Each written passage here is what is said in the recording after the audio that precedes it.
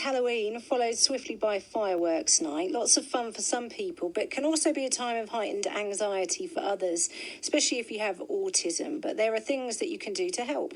Autism awareness campaigner Gemma Grace has been chatting to John Wright about her feelings this time of year and tips and tricks for trick-or-treating with neurodiverse friends. Hello, my name is Gemma Grace and I'm a local autism advocate and autistic woman for Suffolk. I'm excited for, well, not really. I'll pretend for the purpose of the tape. I'm excited for Halloween and fireworks night. A bit excited. Yeah. Are you? Yes, in two different ways. There's the way of obviously giving out chocolates to people, making myself feel good that children like my nephew will come round and go, "Where's the chocolate, Auntie Gemma?" So that would be good, but at the same time, my autism is screaming at me going, no, this is going to be horrible because it's loud, there's loads of people around.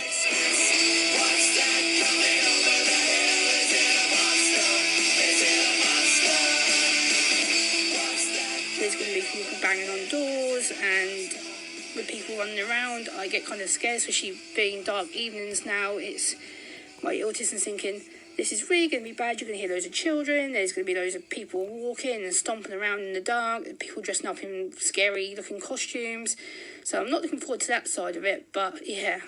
So yeah, that's difficult, isn't it, to balance those two things, I guess, particularly for Halloween. So it's unexpected people knocking at the door. Yes. Do you put anything on the door? You can get things you can put in the window. Do you make it so that you're clear that you don't want to be interrupted, or do you embrace the spirit and try and ride the sensation? I try and embrace it now. A few years ago, I did have a poster from the Ipswich Star who, if you don't want people knocking on your door, you can get a "please don't disturb me" trick-or-treat sign.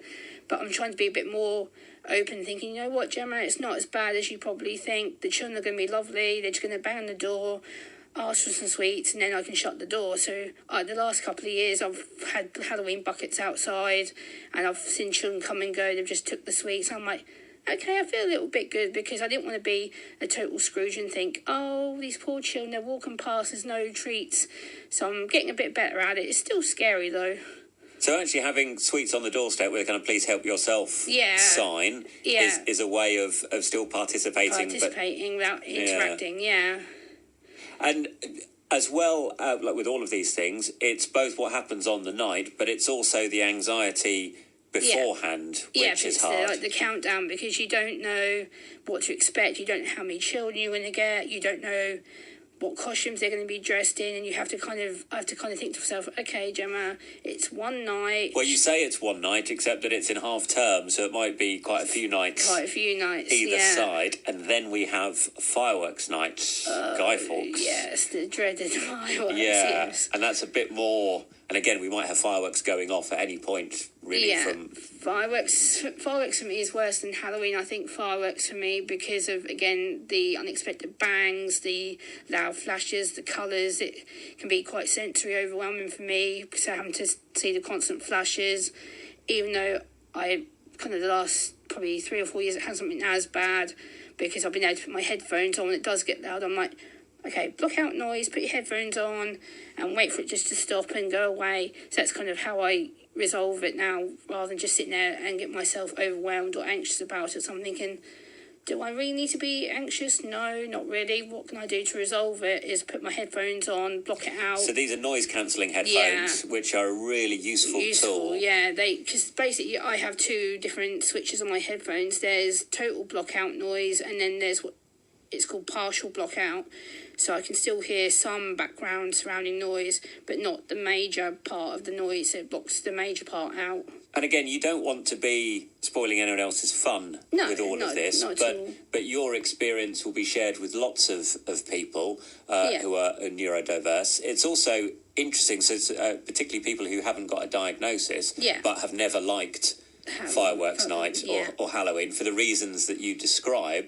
Actually, you know, what you're saying might make a little bit of sense. Yeah, I hope so. I think I don't want to obviously scare people or make it so they don't have fun. It's obviously each neurodiverse person's different. So for me, I'm more sensory heightened. I'm more on the anxious side, whereas someone on the neurodiverse spectrum may have an absolute blast of Halloween, and by the time you think, yay, this is brilliant, it's noise, it's crowds, I don't want to celebrate, but there's someone like me who would rather run a mile and not be anywhere near it. So it just depends where you are on that spectrum, really.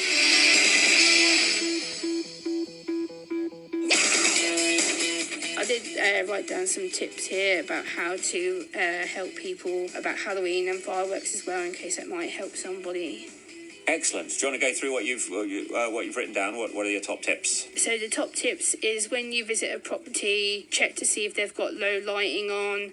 If it's outside the house, you can always tell that people might have dimmer lights, or they'll turn the lights down with a switch. So that might be something that will make it less anxiety provoking for you.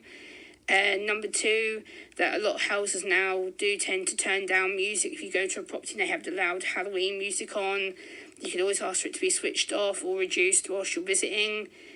Some people with autism or disability may have a visual map, so if you go around your local area, you can write down the houses or take pictures of the houses so you know which ones you're going to visit first before going down the road in the dark. It might obviously, again, reduce the anxiety and sensory overwhelm of going out on the streets late at night. Give people with autism or neurodiverse disabilities time to process, and when they go up to the house and you do your trick or treat and you're talking to them, some people who are neurodiverse may not be able to say it, or they may struggle to get the words out, so just giving them time to get their words out. Also, there is sensory-friendly costumes. A lot of people like to make their own. A lot of people on the spectrum are very creative. They like to make their own costumes, so it's less sensory overwhelming, less scratchy, itchy, for example. Obviously, Halloween is a very big, inclusive celebration, so unexpected change. Again, be very careful if you're taking your autistic or neurodiverse individual out. Make sure you prepare them ahead of time, so again that reduces the anxiety and chances of meltdowns. Take noise reducing headphones. If you're going to get sensory overwhelmed, you can just put them on and that blocks the noise out if you want to have a good time being outside, being safe. Fidget toys is another one. Fidget spinner is something that's handy to put in your hand, you can just play with. There's also communication cards, which are called PECs, which are little picture cards, and they have pictures of Halloween, Christmas, emotions, thoughts, and you can show them to people if you need to communicate. So these are just things that I personally would use to go out, things that may make Halloween, Christmas a bit more easier and less stressful, I think.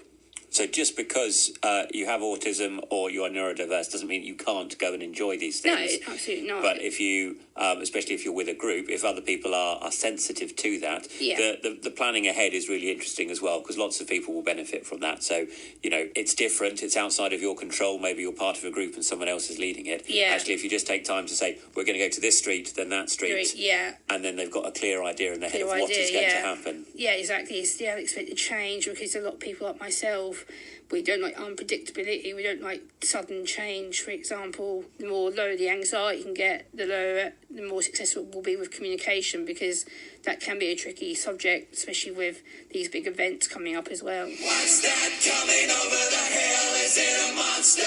Is it a monster?